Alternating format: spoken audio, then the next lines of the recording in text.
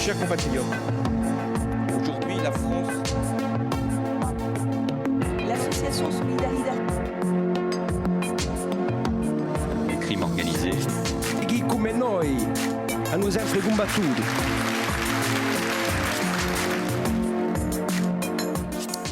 Bonsoir à tous, merci d'être fidèles à VHTL et à RCFM pour assister à ce nouveau contraste réalisé en partenariat avec Corse Matin. Il n'est guère de semaine sans que l'on évoque les problématiques de la santé en Corse, souvent pour relayer les dysfonctionnements, les difficultés ou l'absence de moyens, plus rarement pour faire état de ce qui fonctionne. Alors le contraste d'aujourd'hui fera en quelque sorte le bilan de la politique de santé dans l'île avec celui qu'il a dirigé durant près de 5 ans et qui est appelé désormais à d'autres fonctions ailleurs. Avant de quitter l'île, il a accepté notre invitation. Jean-Jacques Coiplet est aujourd'hui l'invité de contraste. Jean-Jacques Coiplet, bonsoir. Bonsoir. Et merci d'avoir accepté cette invitation. Alors, je l'ai dit, vous avez dirigé l'Agence régionale de santé depuis 2012 et vous avez été nommé en Conseil des ministres en région PACA à la direction de la jeunesse et des sports. Votre remplaçant est Gilles Barzac, qui était auparavant secrétaire de la préfecture du Nord. Vous serez interrogé aujourd'hui par Roger Antèche de Corse Matin. Bonsoir Roger. Bonsoir. Et Patrick Vinciguer de RCFM. Bonsoir à vous Patrick. Alors, avant d'entamer notre sujet, une question d'actualité. L'Assemblée nationale a rétabli jeudi la dérogation fiscale sur les tabacs en Corse. Elle avait été supprimée en commission lors de la discussion consacrée au budget de la sécurité sociale à l'initiative de la députée socialiste Michèle Delaunay, qui est cancérologue et qui arguait du fait qu'en Corse, le taux de cancer du poumon était supérieur de 25% à la moyenne nationale. Alors deux questions. Est-ce que vous confirmez d'abord ces chiffres? Et puis est-ce qu'il faut augmenter les prix en Corse, l'aligner sur l'ensemble de la fiscalité nationale pour des raisons de santé? Eh bien, si vous voulez mon avis, oui, ces chiffres sont confirmés. En termes de santé publique, ça a des conséquences effectivement désastreuses. Plus de 25% de cancer en Corse. Et ce qu'on constate, et c'est plus préoccupant, c'est qu'il y a une augmentation constante et régulière de la consommation des jeunes et des femmes. Donc l'impact en matière de santé publique est très conséquent. Il y a un lien indiscutable. Absolument. Et toutes les études montrent qu'il y a, pas seulement, parce qu'il y a d'autres actions qui peuvent être menées, la prévention, l'accompagnement, sans juger bien entendu les fumeurs, mais les inviter à arrêter. Il y a une corrélation, toutes les études le montrent, entre le prix du tabac et la consommation, et donc l'impact sur la santé. Les 25% supplémentaires sont dus au tabac. C'est prouvé, c'est sûr. En tout cas, parce qu'on parle de recherche qui pourrait être faite pour trouver d'autres causes éventuelles. C'est toujours compliqué. Cette surmortalité. C'est toujours compliqué, il faut être toujours effectivement c'est énorme, prudent. 25%. Mais enfin, on sait quand même que beaucoup de cancers, notamment les cancers du poumon, par exemple, sont très directement liés au tabac. Donc il n'y a pas photo, l'impact pour la santé publique n'est absolument pas négligeable. Et l'augmentation, ça a un effet sur la diminution de la consommation du tabac. Absolument. Vous l'avez noté ailleurs au plan national? Absolument, les études le montrent. Alors on nous dit souvent que ça peut avoir un effet parfois d'augmentation de la contrebande. Au fond, on va pouvoir aller acheter du tabac ailleurs. Mais cet effet-là n'est pas aussi important que l'augmentation du prix. Donc il y a effectivement un enjeu qui est très fort. Moi, je n'ai pas à commenter le débat parlementaire. Pas même la levée de bouclier des parlementaires corse et au-delà même de l'Assemblée de Corse. On a le sentiment que la santé financière des producteurs de tabac, en fait, pèse plus que la santé publique.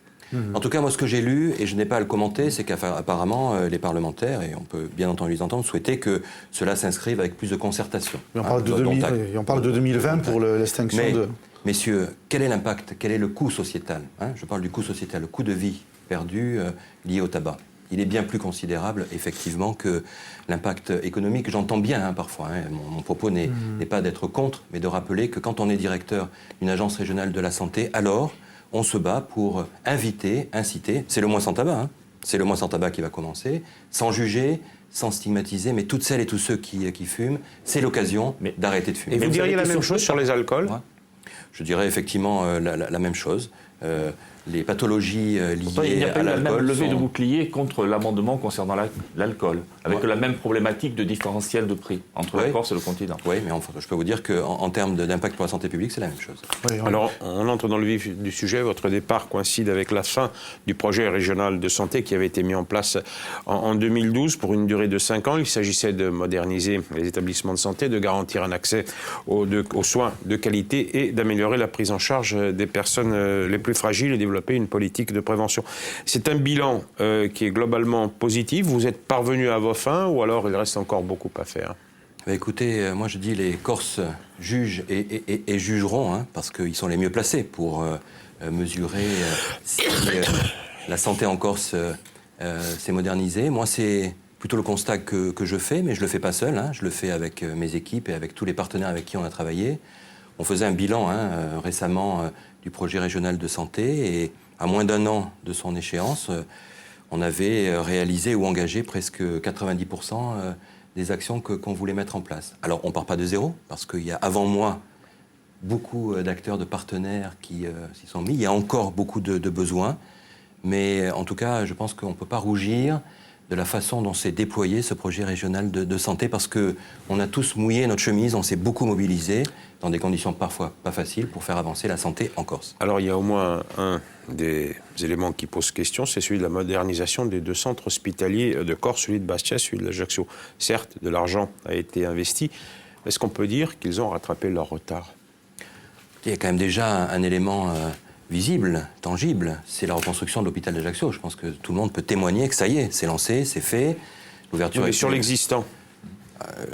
Il faut déjà parler de la réponse qu'on va avoir. Bastia, c'est la même façon, la modernisation qui est engagée. Il suffit de regarder l'avancée du chantier. Ça prend du temps, ça fait des années que ça dure, le centre hospitalier de Bastia. Oui, mais bien sûr. Et quand on y va, hélas, on s'aperçoit que peu de choses ont évolué. Oui, écoutez, moi je vous invite à y aller, vous verrez, les choses ont avancé, je sais bien. Et en même temps, on peut dire que, oui, parfois il faut du temps, mais quand je suis arrivé, c'est arrivé. Et l'argent, l'argent est là. Regardez l'hôpital. Peut-être pas en totalité pour répondre aux besoins. Je dirais, regardez déjà au moins le financement de l'investissement. L'hôpital d'Ajaccio est financé à plus de 95%. Ce qui est assez unique d'ailleurs, non? Un tel financement par l'État. 94%, c'est pas la règle habituelle. C'est assez exceptionnel et c'est plutôt un signe, je le vois comme ça moi, d'accompagnement financier de l'État par rapport à un hôpital qui, c'est vrai, a des difficultés financières et budgétaires. Donc c'est plutôt un signe favorable. Alors, deuxième élément en débat, c'est le fameux coefficient géographique correcteur qui vise à compenser les surcoûts liés au lieu d'implantation des établissements. Il était question d'arriver à 10%. Nous en sommes à 8%. Est-ce qu'il y a une possibilité encore d'évolution ou on va rester bloqué sur ce chiffre encore plusieurs années? Écoutez, on devrait avoir une réponse maintenant dans les semaines qui viennent, puisque vous savez que la ministre m'a confié un groupe de travail qu'on a dénommé les surcoûts liés à l'insularité dans le domaine de la santé. Je dois dire que c'est un groupe de travail qui a très bien fonctionné et au fond qui est assez symbolique du fait que quand les partenaires sociaux présents, les élus, les services de l'État, les établissements, les fédérations travaillent ensemble, alors on peut avancer et avancer de façon très positive. Le rapport de ce groupe de travail sera bientôt rendu. On s'est fixé la date du 20 novembre, c'est-à-dire le 20 novembre. Nous ferons remonter à la ministre le constat qui est fait et les propositions. Il y en a 3, vous l'avez dit. Le coefficient géographique, les missions d'intérêt général, puisque vous savez que les hôpitaux publics sont financés à l'activité, mais aussi avec des missions d'intérêt général. Et puis ce qu'on appelle dans notre jargon les activités à seuil, c'est-à-dire qu'on est obligé de maintenir une activité alors que le volume de la population n'est pas suffisant. Ces 3 points sont désormais finalisés et vont être remontés au ministre. Et j'espère que le travail qui a été fait au niveau régional sera bien perçu. Sur le fameux coefficient général, la fourchette est large. Si on part du 8% d'aujourd'hui aux 25 ou 30% des territoires d'outre-mer et des départements d'outre-mer, on peut savoir où on va se situer dans l'avenir. Parce que si c'est 1 ou 2%, je pense qu'il y aura une insatisfaction du côté de ceux qui attendent la réforme. On sera au-delà ou pas? Écoutez, c'est un peu tôt encore pour vous donner un chiffre, je m'en garderai bien. En tout cas, ce que je peux vous dire, c'est que le rapport qui est presque finalisé maintenant, vraiment objective sur toutes les lignes de dépenses hospitalières, à combien pourrait être le coefficient géographique. Et ça permettra, je l'espère, parce que vous vous rappelez qu'il y a quelques années, on avait un peu de mal à objectiver, de pouvoir dire à quoi il correspond. Retenez simplement que passer par exemple de 8% à 10%, c'est 3 millions d'euros qui sont injectés dans l'économie de l'île. Alors certains diront c'est pas assez, mais c'est déjà une première avancée. Et plus on ira au-delà de ce chiffre, et bien plus ça permettra d'accompagner les cliniques comme les hôpitaux. Alors, pour poursuivre sur cette question de moyens, lors de sa visite cet été, le Premier ministre Manuel Valls a annoncé la reconnaissance particulière de la Corse en matière de santé. Qu'est-ce que ça implique ? C'est très important et pense que l'Assemblée territoriale en aura délibéré, et je l'espère, puisque la stratégie nationale de santé, qui est portée par la nouvelle loi qu'accompagne la ministre, vise ensuite à la décliner dans chaque territoire. Et on attend un décret qui va enfin dire que la Corse présente des spécificités. Il n'est pas pris ce décret encore ? Il n'est pas encore pris parce qu'on attend l'avis du Conseil d'État, et le Conseil d'État qui, pour avoir défendu le texte à Paris, a indiqué que sur le fond, il ne voyait plus de sujet, mais qu'il attendait effectivement l'avis de l'Assemblée de Corse sur ce texte. Donc, si l'avis de l'Assemblée est donné comme nous l'espérons tous, alors on peut penser que le Conseil d'État y sera favorable et le décret s'appliquera. Et la finalité, c'est quoi ? La finalité, c'est d'abord reconnaître la spécificité de la Corse, tout simplement parce que... C'est-à-dire que toutes les mesures particulières qui pourraient être prises sur le territoire ne seraient plus de nature dérogatoire. Exactement. En tout cas, elles permettraient, ou elles permettront dans beaucoup de cas, pas forcément dans tous, mais dans beaucoup de cas, de ne pas avoir forcément, toujours et encore, à rappeler ou à demander des dérogations. Je vais donner un exemple. Voilà. Je vais donner un exemple. La radiothérapie. J'ai fait le choix, dans ce projet régional de santé, de maintenir une activité de radiothérapie. Certains me disaient, écoutez, les patients peuvent aussi aller se faire soigner à Marseille ou à Nice. Tant mieux, c'est le libre choix. C'est parfois une deuxième chance. Mais nous avons fait le choix de maintenir une activité de radiothérapie pour 2 raisons. L'accès aux soins pour les Corses, et on sait, malheureusement, que pour différentes raisons, certaines familles renoncent aux soins, renoncent à aller à Marseille ou à Nice. Donc c'est vraiment très important. Des raisons financières. Alors il peut y avoir des raisons financières, il peut y avoir des raisons liées à la pathologie, il peut y avoir des raisons liées tout simplement à l'environnement familial. Certains renoncent aux soins. On a décidé de maintenir un appareil de radiothérapie à Ajaccio comme à Bastia, mais quand on fait ça, pour des raisons de qualité et de sécurité, il ne faut pas seulement un appareil, il en faut 2. Parce que si l'un tombe en panne, il faut que l'autre fonctionne automatiquement. Vous avez compris que ça coûte plus cher, mais ça coûte plus cher pour l'intérêt des patients. Donc je pense que ce décret stratégie nationale de santé est tout à fait important, et s'il est finalisé, c'est vraiment un pas très important pour reconnaître la Corse dans sa spécificité. Alors, je ne sais pas si ça a un lien, mais la Corse vient d'obtenir récemment le statut d'île-montagne. Il y a un volet santé dans ce statut. Là aussi, on reconnaît la spécificité de l'île. C'est encore plus de moyens ? On en parle en tout cas, parce que je pense que le fait de dire que la Corse, c'est une montagne dans la mer, et ça pose des problèmes d'accès aussi aux soins, compte tenu du temps qu'il faut pour aller d'un établissement à un autre, ou accéder à des soins, peut être aussi une reconnaissance dans ce cadre. Il a été évoqué, par exemple, la création de maisons de santé, ou l'accompagnement de maisons de santé pour les médecins, qui est une bonne réponse aujourd'hui pour faciliter leur exercice. Alors la Corse accuse une augmentation de 5,6% des dépenses de santé contre 1,6% au plan national. C'est dû uniquement au vieillissement de la population, selon vous ? Il y a plusieurs choses. Il y a effectivement un enjeu qui est lié au vieillissement de la population. Vous le savez, une personne sur 5 a plus de 65 ans. En 2040, c'est 1 sur 3. Et la Corse, toute chose égale par ailleurs, sera la région la plus vieillissante de France. Ça peut être un défi, une contrainte, mais aussi un atout. Je pourrais y revenir. Il y a également l'attention qu'a porté le gouvernement à la Corse. Et même si d'aucuns estiment que les moyens ne sont pas là, il y a eu beaucoup de moyens qui ont été accordés. Donc oui, les 5% marquent quand même un accompagnement financier assez conséquent pour l'île. Il y a aussi le phénomène des transports, vous l'avez évoqué, beaucoup de Corses sont obligés de partir sur le continent se faire soigner. Oui. L'avion reste encore un hôpital ici. Je ne le crois pas, parce qu'on a trop souvent employé pour des pathologies. Oui, mais le un peu est juste. Si vous prenez, je le répète à l'envi, mais c'est important pour vos téléspectateurs qui voient bien que sur 100 patients, il y en a 85 en moyenne. C'est une moyenne, ce que je vous dis. Sur 100 patients, il y en a 85 qui se font soigner en Corse. 15 qui se font soigner sur le continent. Sur ces 15, il y en a 5 ou 6 qui se font soigner sur le continent parce qu'on n'a pas le plateau technique suffisant, parce que ça demande des équipements et des équipes. Ce sont les pathologies les plus lourdes. Et ça demande effectivement des réponses pointues que n'apportent souvent que les hôpitaux, les CHU, les centres de recherche et universitaires. Et puis il y a 10% dont on s'aperçoit que ces patients-là pourraient se faire soigner ici dans l'île. C'est une bonne chose parce que c'est le libre choix des patients. Je considère que c'est une bonne chose. Mais on pourrait aussi souhaiter, espérer que ces patients-là viennent se faire soigner. Moi, je dirais qu'il y a plusieurs facteurs qui peuvent expliquer ça. Il y a parfois effectivement un problème de confiance, à tort ou à raison. J'estime pour ma part que c'est plus à tort qu'à raison. Il peut y avoir aussi un effet d'accompagnement des professionnels de santé qui, parce qu'ils connaissent tel ou tel professeur à Marseille ou à Nice, peuvent accompagner. Et puis, il y a aussi, et je le répète, le libre choix de chaque patient. Parfois, pour certaines pathologies, on préfère, par discrétion, ne pas forcément savoir, connaître qu'on va se faire soigner. Et en tout cas, ça impacte les dépenses de santé. Alors en tout cas, ça les impacte parce que c'est 10% finalement de patients qu'on ne pourra pas prendre en compte. Et quand on crée un service, quand on installe un équipement, c'est 10% de patients en moins. En tout cas, là, le verre à demi plein ou à demi vide, ce que je constate, c'est que ce chiffre, depuis 5 ans, n'a pas changé. On pouvait craindre qu'il augmente, il n'a pas changé. Donc quand on dit que les patients vont majoritairement se faire soigner sur condition, c'est pas vrai. Donc ça n'a pas changé. Mais j'espère qu'à travers les mesures qu'on aura prises, ce pourcentage diminuera le plus possible pour permettre un accès aux soins sur place. Alors venons-en à la situation des hôpitaux insulaires. Et d'abord, le plus préoccupant, c'est celui d'Ajaccio. La dette est abyssale, 100 millions d'euros. C'est décidément un chiffre qui est à la mode.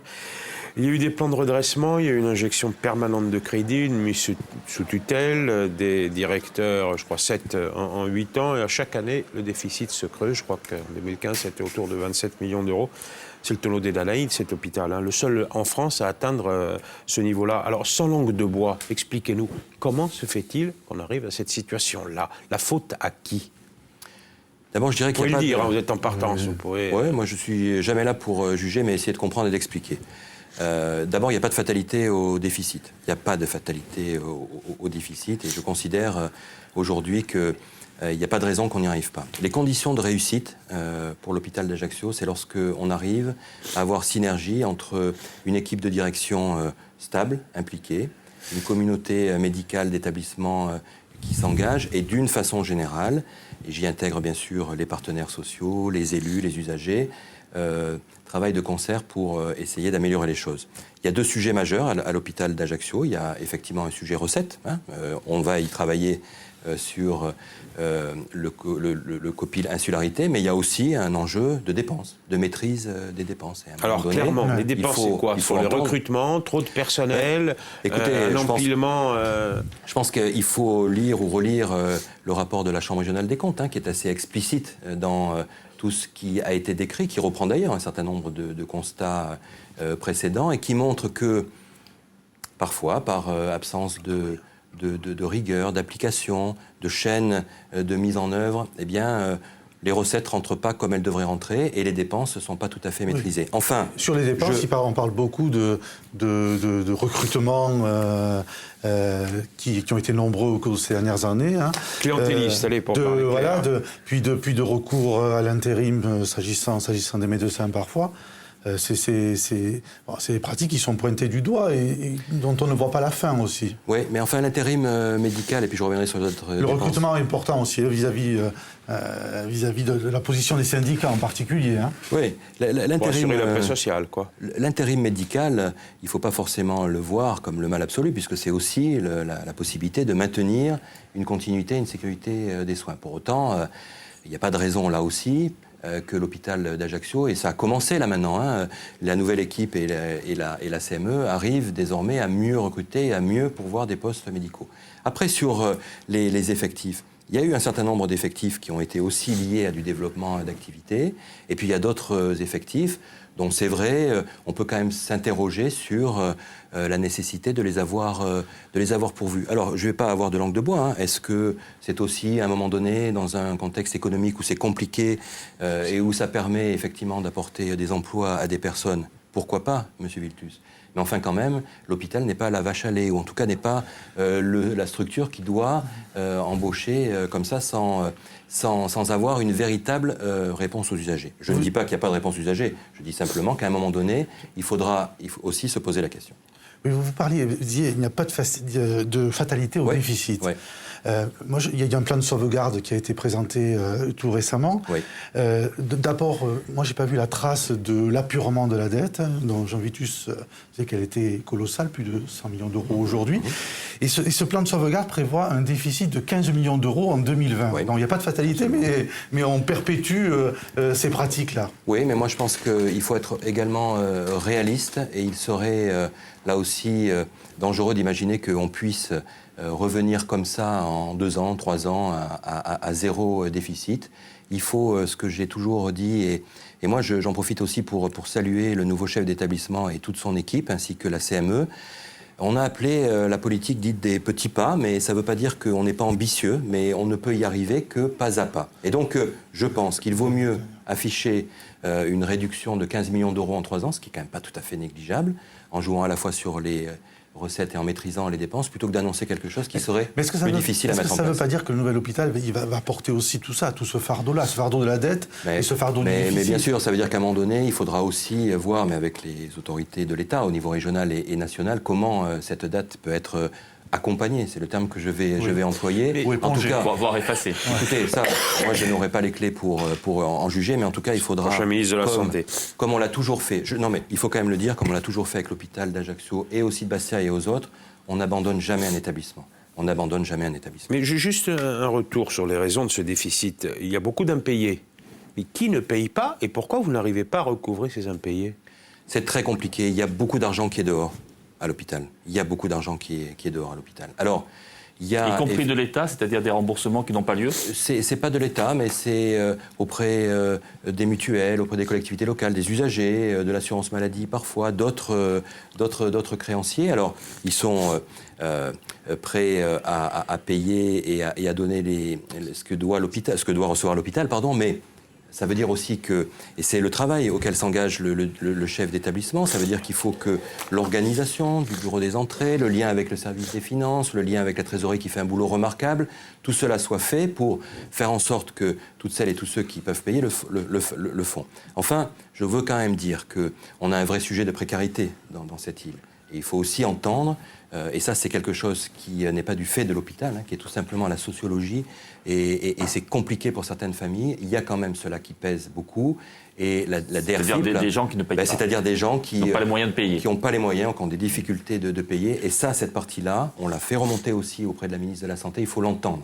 C'est-à-dire qu'il ne faut surtout pas juger ni stigmatiser, mais plutôt bien entendre que c'est quelque chose qui pèse lourd pour l'hôpital. Alors un nouveau protocole a été mis en place. Un de plus, on dirait pourquoi ça marcherait mieux cette fois-ci. En plus, les syndicats semblent assez réticents quand même, quand on mesure à prise. Oui, encore que moi j'ai aussi vu et entendu plutôt, tout en restant vigilant, un accompagnement plutôt positif du plan du nouveau chef d'établissement.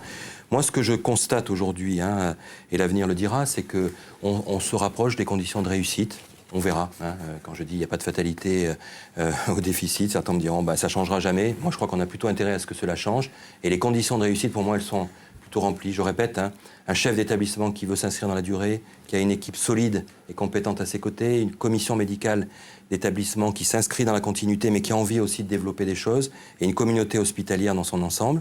Et je répète, j'ai plutôt entendu, effectivement, malgré la vigilance, la volonté d'avancer avec le chef d'établissement, et surtout le soutien de l'État au niveau régional. Voilà, écoutez, il n'y a pas de recette miracle, mais vous savez, si je n'étais pas optimiste dans ce métier, j'en aurais changé d'une façon générale. Changeons de lieu, parlons de l'hôpital de Bastia. La CGT a dénoncé récemment la situation de celui de Tog, qui accueille les longs séjours, les personnes âgées et dépendantes. Elle a obtenu satisfaction. Le site sera bien rénové. Quand est-ce que commencent les travaux de rénovation? Le plus vite possible, puisque je pense que le directeur a déjà signé les premiers bons de commande, parce qu'il y a un vrai sujet de sécurité dans ce site, qui n'a pas que l'hôpital. Il y a aussi une association, il y a aussi l'école d'infirmières, mais il y a un vrai sujet de sécurisation pour les salariés et pour les patients. Et donc j'ai fait une réunion récemment avec les partenaires sociaux et les chefs d'établissement, et les bons de commande sont signés et vont s'échelonner 2016-2017, de mon point de vue. Et même si nous ne sommes pas les seuls financeurs potentiels, puisque nos amis du conseil départemental ont été également sollicités, le préfet d'Haute-Corse a accompagné favorablement, je pense qu'il était temps de le faire. Et l'hôpital de Bastia, le centre hospitalier, les travaux sont en cours pour sa modernisation. 29 millions lui ont été octroyés. Il en faudrait 40. Où est-ce qu'on trouve les 11 autres millions? Écoutez, d'abord, 29 millions ont été accordés par l'État et vous remarquerez qu'ils sont désormais financés à 100%, comme l'hôpital d'Ajaccio. C'est toujours difficile de comparer Ajaccio et Bastia parce que ce n'est pas le même enjeu et volume de travaux. Et le reliquat des des crédits est aussi recherché auprès des banques, de la Caisse des dépôts et consignations pour boucler le plan financement. Et puis écoutez, s'il y a d'autres financeurs qui veulent accompagner l'hôpital de Bastia, ils seront les bienvenus. Le privé, vous êtes favorable à un partenariat public-privé pour les hôpitaux? Alors, sur le financement du privé, non, ça va pas, les règles ne le permettent pas. Par contre, vous connaissez mon point de vue, je l'ai toujours dit. Vous êtes un farouche partisan. Un fervent partisan des coopérations public-privé. Oui, je sais que tout le monde ne partage pas ce point de vue. Vous heurtez un front syndical uni pour le C'est-à-dire entre établissements publics et établissements privés. Absolument. Je pense qu'il n'y a pas d'autre choix. C'est une coopération qui doit être bien sûr gagnant-gagnant. Complémentarité entre les deux? Gagnant-gagnant, complémentarité entre les deux. Mais il y a au moins un enjeu qui est majeur, c'est l'enjeu de la démographie médicale. Aujourd'hui, les jeunes générations aspirent plutôt à avoir un mode d'exercice coordonné, pouvoir faire un peu de temps public, un temps privé. Et puis je pense que pour les patients, pour autant qu'on garde bien le gagnant-gagnant de chaque côté, il ne s'agit pas qu'il y en ait un qui domine l'autre, je pense que ça peut être aussi le maintien d'un plateau technique plus unifié, plus mutualisé, plus performant. Voilà. C'est précisément là-dessus que vous avez achoppé Ajaccio, par exemple, sur le rapprochement public-privé. Il y a eu un front syndical qui a été fort. On a peut-être perdu l'occasion de rapprocher des pôles médicaux avec une jonction des spécialistes. C'est peut-être le petit échec de votre mandat, cette partie-là? On ne vit pas de regrets, mais on ne fait pas le bonheur des gens malgré eux non plus. Donc moi, je n'ai pas vocation à imposer, à expliquer. C'est ce que j'ai essayé tout le temps de faire. Bon, écoutez, je pense que certains ont bien compris que c'était l'enjeu, et c'est toujours l'enjeu, me semble-t-il, en Corse du Sud, mais aussi en Haute-Corse. Certains ne l'ont pas voulu. Bon, on va considérer qu'au moment où cela a été lancé, peut-être que les conditions n'étaient pas réunies. En tout cas, je reste persuadé qu'il n'y a pas d'autre voie de faire travailler ensemble les professionnels de santé, qu'ils viennent du libéral ou du public. Alors il y a un secteur qui prend de plus en plus d'importance, c'est celui de la dépendance. La population vieillit, la structure familiale évolue et les personnes âgées se retrouvent en situation de dépendance, souvent sans ressources suffisantes. Alors le nouveau projet régional de santé est en cours d'élaboration. Comment est-ce que vous anticipez sur ce phénomène-là qui risque de prendre une ampleur beaucoup plus importante dans les années à venir? Oui, vous avez parfaitement raison. Je pense qu'un des défis du prochain projet régional de santé, ça sera comment bien vieillir en Corse. Comment bien vieillir. Le vieillissement, je l'ai déjà dit, c'est une contrainte, c'est parfois insupportable pour celles et ceux qui le subissent ou qui le vivent. Je pense au personnel même et à leur entourage. Mais c'est un défi auquel on doit tous s'atteler. Vous savez qu'il y a quand même en Corse une politique exemplaire d'accompagnement à domicile. C'est peut-être une des grandes richesses, la solidarité, la réponse qu'apportent les familles et aussi l'action des collectivités locales et de l'État qui accompagnent les personnes à domicile. Mais il va falloir anticiper ce phénomène, je pense, en se posant la question, est-ce qu'il va falloir à nouveau créer des maisons de retraite en Corse? Est-ce qu'il va falloir aussi développer des services à domicile, des HAD, faire le lien entre la ville et l'hôpital, permettre le retour à domicile et surtout, je voudrais y tenir, évoquer aussi tout ce qui peut être l'innovation. On a un terme qui n'est pas très beau d'ailleurs, la silver economy, et qui ne me plaît pas trop parce qu'on ne fait pas d'argent avec ce sujet-là, mais on sait aussi que ça peut être source d'innovation, de recherche, de développement économique et social. On ne fait pas d'argent, mais il en faut. Et il en faut beaucoup, Absolument. Et il en faudra encore plus dans les années à venir.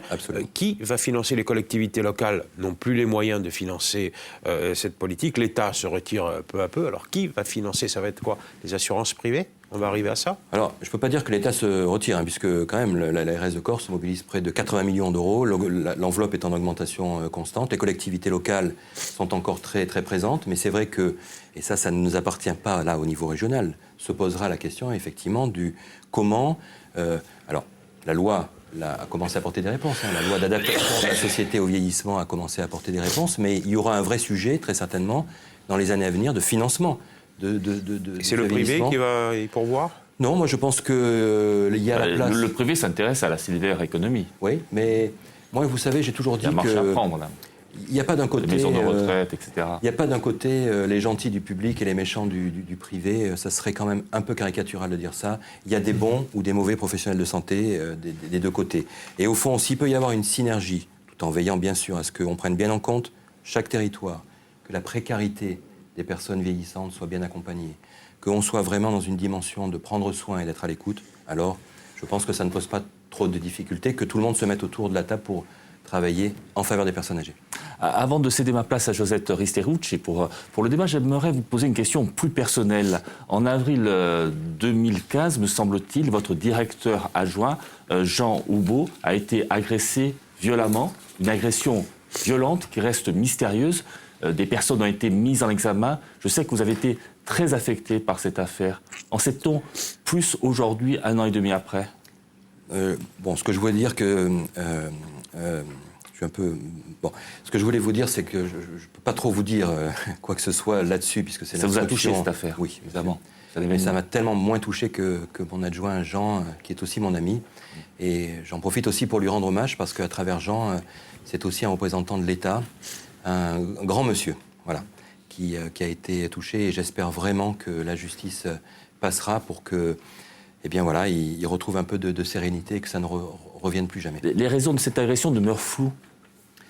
Écoutez, c'est la justice qui le dira. En tout cas, je peux vous témoigner devant tous les Corses que de la gentillesse, de l'honnêteté, de l'intégrité de Jean Houbeau et à l'opposé, cette extrême violence totalement lâche. Eh bien, nous arrivons maintenant au moment de notre débat et c'est Mme Josette Risterucci, qui est la présidente de la Conférence régionale de la santé, qui est également élue territoriale, qui va s'installer maintenant pour vous porter la contradiction durant une dizaine de minutes. Josette Risterucci, bonsoir. Merci d'avoir accepté ce rôle de contradicteur. Je vous laisse maintenant dialoguer Madame la avec Présidente. M. Coiplet durant une dizaine de minutes. Oui. Donc, Monsieur Coiplet, c'est l'heure du bilan, comme vous l'avez dit. C'est l'heure aussi de notre bilan à tous.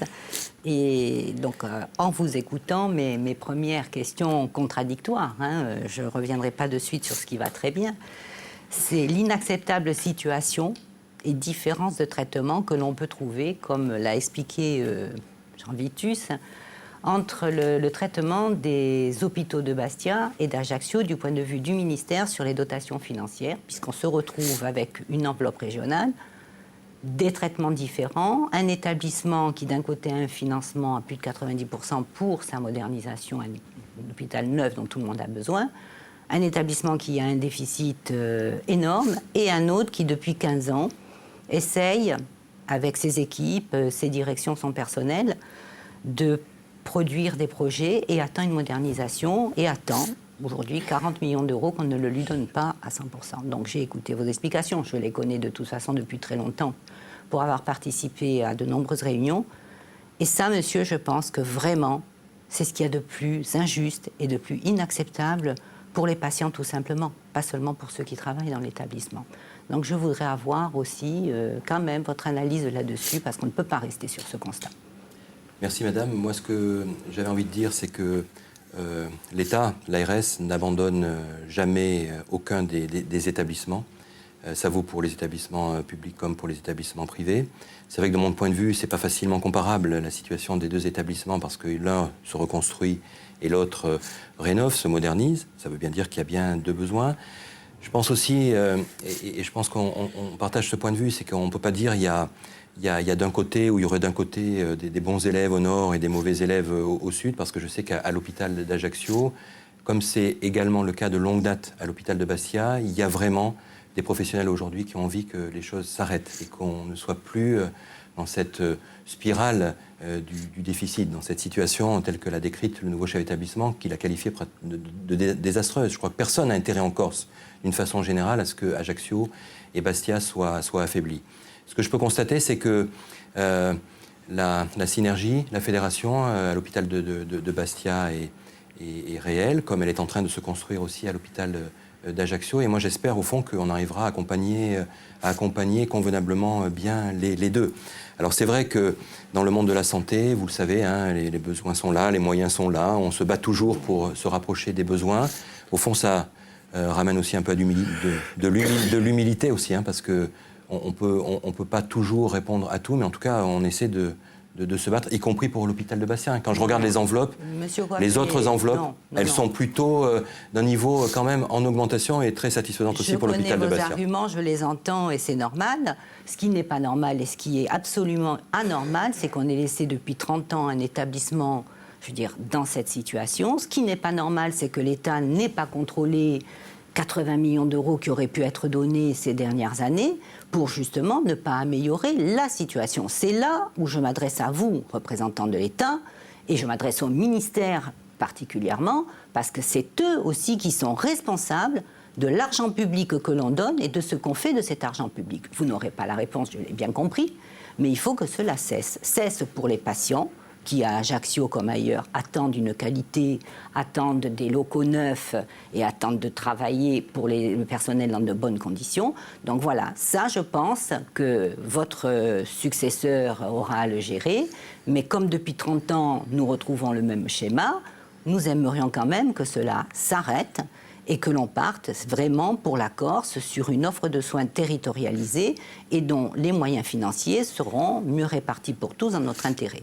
Parce que l'objectif, c'est quand même de se soigner un maximum en Corse et, là je tiens à le dire, nous pouvons faire et nous savons faire bien quand justement on garde les médecins compétents là où ils sont, qu'on leur donne des plateaux techniques, qu'on leur donne des moyens pour travailler, quand les patients ont confiance, et puis quand on parle d'un taux de fuite de 15%, c'est vraiment pas énorme, mais pour les 15% qui partent, c'est par contre lourd, c'est des sommes énormes sur le continent qui restent à charge de famille. En même temps, on parle de précarité et on ne nous donne pas la migue précarité.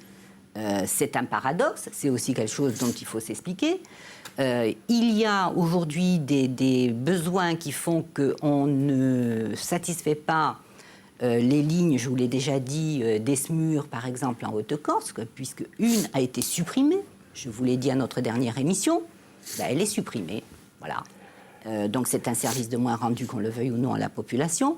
Et donc tout ce problème de budget rejoint ce que vous avez expliqué tout au long du discours, c'est-à-dire, effectivement, reconnaître nos activités à effet de seuil, réviser ce coefficient correcteur géographique, le décret sur la stratégie nationale de santé qu'il était important de faire valoir, et pour ma part, je veux dire, c'est la conférence régionale de santé qui est à l'origine de cette demande.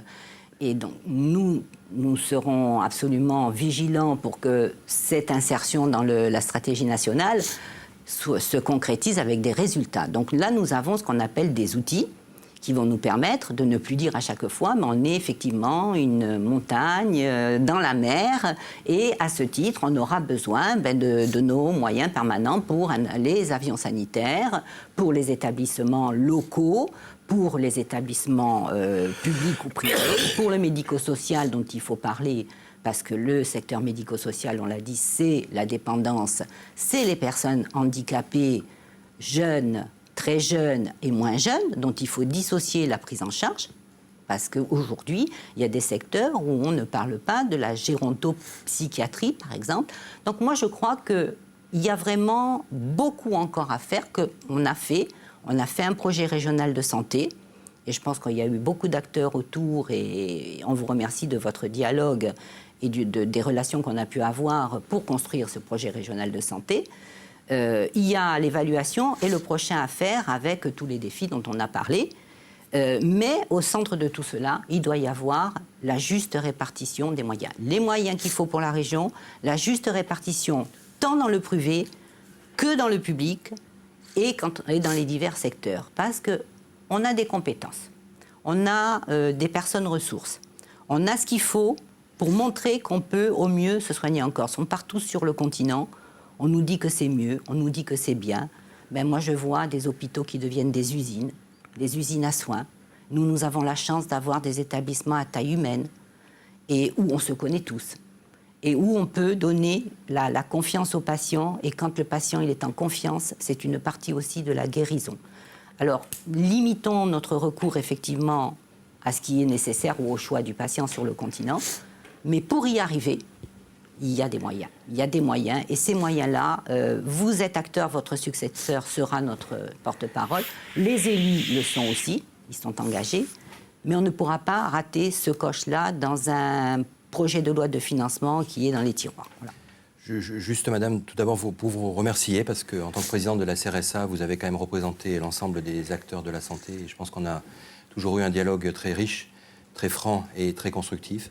Vous remercier aussi parce que Quand on a parlé du décret SNS, vous avez été, avec Jean Canarelli, les 2 premiers à porter ce sujet. Et au fond, après, ça a été relayé par les élus et par l'État. Vous dire qu'effectivement, les moyens, on peut faire la démonstration qu'ils ont quand même été là. On l'a dit tout à l'heure, avec des pourcentages d'augmentation bien plus importants que le niveau national et des accompagnements financiers qui sont quand même très, très conséquents en investissement comme en fonctionnement. Vous dire que la répartition des crédits entre l'ensemble des établissements, eh bien, on a essayé et on continuera à essayer de veiller à ce qu'il soit le plus juste possible. Vous avez raison de souligner qu'on n'a pas parlé de prévention, on n'a pas parlé de prise en charge des personnes handicapées, on n'a pas parlé de sécurité sanitaire, mais c'est ça aussi l'ARS et ça sera peut-être l'occasion d'en reparler. Et puis vous dire que quand on entend ici ou là que l'État ne contrôle pas, l'État a fait beaucoup d'accompagnement et de contrôle par rapport à ces établissements, et en tout cas l'établissement d'Ajaccio. Mais c'est vrai qu'après, notamment depuis la loi HPST, et c'est une bonne chose, le chef d'établissement est le patron dans sa direction avec ses équipes, il faut continuer à veiller à ce qu'effectivement toutes les préconisations, les injonctions, les recommandations de l'État soient bien mises en œuvre. En tout cas, nous, on l'a fait avec mes équipes, mais je pense qu'il faudra continuer, peut-être demain, avoir au niveau réglementaire peut-être des outils un peu plus forts de la part de l'État pour certains établissements très en difficulté pour vraiment encore mieux accompagner, voire contrôler. Voilà, en tout cas, c'est le vœu que je fais et peut-être à travers vous, madame, aussi remercier toutes celles et tous ceux qui se sont beaucoup mobilisés pour la santé. Moi, je serais bien prétentieux de dire que tout est terminé, vraiment, parce qu'il y a tellement de choses encore à faire. Donc je souhaite bon vent à tous les acteurs de la santé. Eh bien, merci. Et bonne chance à mon successeur, Gilles Barzac, qui est vraiment quelqu'un de très bien. Le temps de la confrontation s'est achevé. Merci, Jeannette Ristérouch, d'y avoir participé. Mes 2 confrères vont maintenant retrouver leur place pour entamer la troisième partie et le débriefing. Et nous allons commencer de suite par le premier installé, Roger Antèche, qui va nous donner son sentiment sur vos propos. Écoutez, moi je pense que le métier de directeur de l'Agence régionale de la santé est un métier ingrat, parce que vous êtes pris entre le marteau et l'enclume, entre les demandes forcément vastes d'un territoire, la pression parfois des personnels, des syndicats, on l'a vu ici, et les moyens forcément comptés, voire contraints de l'État en la matière. C'est un métier ingrat. Votre prédécesseur avait vécu un peu durement. Vous n'avez pas été épargné par l'air critique, ni dans les établissements parfois, et parfois même jusque dans la rue. Mais ce métier, vous l'avez accompli en vrai professionnel de la santé, en vrai technicien de la santé, je crois. Vous avez ouvert de grands chantiers, vous l'avez dit. On parlait de la couverture médicale du territoire. On pourrait parler aussi de la prise en charge de la dépendance, qui est probablement le sujet le plus important pour l'avenir. Vous avez touché à des sujets sensibles aussi. Donc, on a parlé du fameux coefficient correcteur, qui est un sujet éminemment technique, mais important. Mais on pourra parler du futur plan régional de la santé. Vous avez accompli le premier et le deuxième à venir. Et vous le laissez à votre successeur, qui est un généraliste à la préfectorale, quand vous étiez un spécialiste de la santé, je crois, et vous êtes colleté enfin à de grands malades. On en parlait avec Mme Ristérouch tout à l'heure, comme l'hôpital public, singulièrement celui d'Ajaccio. Vous avez engagé, vous l'avez rappelé, la construction d'un nouvel établissement. Et là encore, vous étiez, me semble-t-il, entre le marteau et l'enclume, à trouver des millions pour assurer la sécurité sanitaire, le fonctionnement simple des établissements, mais également pour combler des trous, pour combler des déficits et pour éponger des dettes parfois, pour construire enfin un nouvel établissement. Et à tel point qu'on se demande si cette perfusion d'argent public, ça doit rester indéfiniment la seule et l'unique médication qui soit donc donnée à la santé publique en Corse. Alors Patrick, et ensuite vous répondrez, Jean-Jacques Coiplet. Alors Jean-Jacques Coiplet a fait le job dans cette émission plutôt bien, avec beaucoup de sincérité. Vous avez défendu votre bilan à la tête de l'ARS durant ces 5 dernières années, mais plutôt que de parler de l'homme, je vais parler de l'état de la santé en Corse. Y est-on mieux soigné qu'hier ?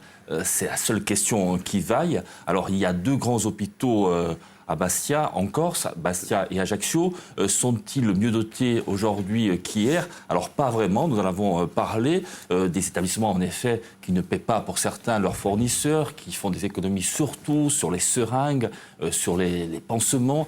On a vu ça à Bastia, c'est pas très rassurant pour les patients. Alors celui d'Ajaccio, l'hôpital d'Ajaccio sera reconstruit au 1er janvier, enfin à partir de 2018, il sera inauguré à ce moment-là. Celui de Bastia se modernise tout doucement. On a bien entendu Josette Risterouch qui nous a suffisamment répété, je ne vais pas y revenir. Alors bien sûr, vous n'êtes pas responsable de tout ça, ça s'inscrit dans un contexte budgétaire de vaches maigres, mais il n'y a pas de sanctuarisation de la santé, ça se serait, c'est bien dommage qu'elle n'ait pas. Reste que pour les pathologies lourdes, nous l'avons dit tout à l'heure, 15% des patients sont obligés d'aller se faire soigner sur le continent. Donc l'avion reste quand même un hôpital en Corse, même si ça a tendance à diminuer ou en tout cas à se stabiliser.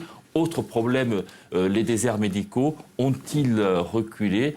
Là encore, pas vraiment, ce n'est pas de votre faute, mais ça existe partout ailleurs, mais c'est particulièrement vrai en Corse, où on l'a vu notamment dans le Cap Corse, à Chantour, et on est obligé carrément, pour qu'un médecin vienne s'installer, payer les impôts, payer la maison, payer le loyer, il faut tout payer. Voilà. Donc, même si je dois reconnaître que des efforts ont été faits par l'ARS concernant les hôpitaux par euro, mais je vais les appeler secondaires, Calvi, Corté et celui de l'Hospedale à Porto Vecchio. En conclusion, Jean-Jacques Coiplet, j'espère que votre successeur arrivera avec davantage de moyens, parce que je pense que c'est un véritable plan Marshall de la santé qu'il nous faut. Jean-Jacques Coiplet. Merci de cette analyse que je partage pour partie. Pour d'autres points, je voulais juste compléter. Le métier de directeur d'ARS est un métier très exigeant mais magnifique, parce que c'est un métier qui a beaucoup de sens et on est au service des usagers et des patients. Deuxièmement, je ne voudrais pas qu'on ne résume l'action de l'ARS qu'aux deux hôpitaux. Vous l'avez souligné, il y a toute l'action de l'ARS qui a été menée avec ces deux hôpitaux, mais avec l'ensemble des autres acteurs, les professionnels de santé libéraux, les maisons de retraite, ceux qui interviennent sur la sécurité sanitaire, la prévention, et on a fait beaucoup de choses. Je voudrais simplement dire, on a, grâce à ce PRS, créé les premières unités neurovasculaires. On parle d'AVC, ça y est, à Ajaccio c'est fait, à Bastia on peut faire des thrombolises à distance. On est la première région de France en hospitalisation à domicile. On a une réponse désormais qui a bien maillé le territoire en matière de professionnels de santé. On a créé les premières maisons de santé, des médecins correspondants du SAMU. La liste est longue. On a, et c'est peut-être aussi une de mes fiertés, progressivement rattrapé l'autodéquiment et même dépassé pour les enfants handicapés, et on sera très proche pour les adultes, même s'il y a encore des besoins. Donc moi, je voudrais dire que les moyens, ils sont comptés, et c'est normal. On est aussi dans l'efficience, et on ne peut pas non plus payer ou raser gratis. C'est bien dommage qu'il n'y ait pas de sanctuarisation du secteur de la santé. C'est normal qu'on rende compte, mais retenez simplement les mesures d'investissement qui ont été accordées aux hôpitaux publics. C'est le premier marché, c'est le premier contrat sur l'île, et c'est aussi source de développement économique. C'est presque 250 millions d'euros d'investissement. C'est pas tout à fait négligeable. La santé en Corse, c'est plus d'1 milliard désormais, on a dépassé 1 milliard d'euros. Donc chaque année qui est investie dans l'économie de l'île. Donc, les besoins sont nombreux, les financements sont de plus en plus difficiles à trouver, ce qui est normal, il y a une crise économique. Est-ce qu'on peut dire que dans les années à venir, l'accès aux soins pour tous, que ce soit de qualité, n'est pas en péril? Je ne pense pas. Et il faut continuer à avancer comme on l'a fait ensemble, en se battant pour avoir des moyens, en rappelant qu'il y a aussi les efforts de gestion utiles et nécessaires, et surtout, c'est le message que je fais passer, à considérer qu'il faut travailler ensemble, tous ensemble, public, privé, professionnels de santé, usagers, élus. C'est comme ça, effectivement, et c'est comme ça qu'on l'a fait dans beaucoup de dossiers qu'on fait avancer les choses. On a parlé, il n'y a pas de problème de démographie, de véritable problème de démographie médicale dans l'île, mais il y a un problème qui va se poser dans les 10 ans qui viennent, c'est le vieillissement de la population des médecins. Comment trouver de nouveaux médecins, comment installer des jeunes sur ce territoire? C'est un sujet important. C'est exactement ça. On est la 8e région de France en médecins libéraux. On est la première pour les infirmiers, on est la 5e pour les kinés, donc on pourrait dire pas tout va bien. Pas très bien répartis territorialement. Exactement. Or, on s'aperçoit qu'ils sont plutôt installés sur le littoral ou en urbain, et les nouvelles générations pratiquent leur art un peu différemment que leurs aînés. Des médecins corvéables, jour et nuit, à merci, il y en a encore, mais les jeunes générations aspirent à autre chose, la qualité de vie, et surtout un exercice regroupé. Et je pense que ce qu'on a fait avec les URPS, avec les représentants de la profession, avec les ordres, de créer des maisons de santé pluriprofessionnelles. Ce n'est pas la seule voie, mais c'est une des voies. La télémédecine, la téléconsultation, ce n'est pas la seule voie, mais c'est une voie. Les médecins correspondants du SAMU, c'est aussi la capacité de mailler le territoire. Donc c'est ce chantier-là. On a désormais 4 maisons de santé, bientôt 3 qui vont ouvrir. Vous vous rappelez, je vous avais dit qu'on en aurait 7. Bon, on a pratiquement réalisé le chemin. C'est une vraie réponse pour demain pour accueillir et maintenir des professionnels de santé. Alors on arrive en fin d'émission. Un dernier mot sur votre successeur, c'est M. Gilles Barzac. Alors, il n'a rien à voir avec le secteur de la santé, il n'y a jamais travaillé. Il vient de la préfectorale, il était secrétaire général de la préfecture du Nord. Alors, le fait de ne pas être médecin, de ne pas avoir travaillé dans ce secteur-là, est-ce que c'est un avantage ou un inconvénient, selon vous? Écoutez, je pense que Gilles Barzac est un garçon très intelligent, qui a déjà travaillé dans ce qu'on appelle l'interministériel avec le monde de la santé. Et puis, écoutez, parfois, ça peut être intéressant d'avoir un regard un peu neuf. Un gestionnaire. Sur ce monde. Un gestionnaire peut-être? Non, un regard neuf, ça peut être aussi intéressant. Non, un regard neuf. Jean-Jacques Coiplet, une nouvelle question un peu personnelle. Vous quittez la Corse après 5 ans. C'est votre choix. Pourquoi? Oui, je l'ai demandé. Avec un sentiment mêlé, qui est à la fois parce que je retrouve ma famille, mes enfants, qui habitent à Marseille. Et je pense que pour un homme, quelle que soit sa fonction, il a besoin d'être sur ses 2 pieds. Le boulot et la famille. Mais mêlé parce que je vais laisser beaucoup ici, vraiment beaucoup ici, parce que j'ai adoré faire ce que j'ai fait. Et j'ai beaucoup de respect pour les Corses et la Corse. Et j'espère vraiment que, modestement, j'aurai un peu contribué à améliorer la santé en Corse. Eh bien, Jean-Jacques Coiplet, merci beaucoup d'avoir participé à ce contraste qui sera le dernier, puisque vous l'avez dit, vous quittez l'île. Bonne chance pour la suite de votre carrière. Roger, Patrick, merci à vous également. Contraste tout s'achève. On se retrouve la semaine prochaine avec un nouvel invité. Ce sera le sénateur de Corse du Sud, Jean-Jacques Panunzi, sénateur Les Républicains. Voilà, buona settimana et buonasera a tutti.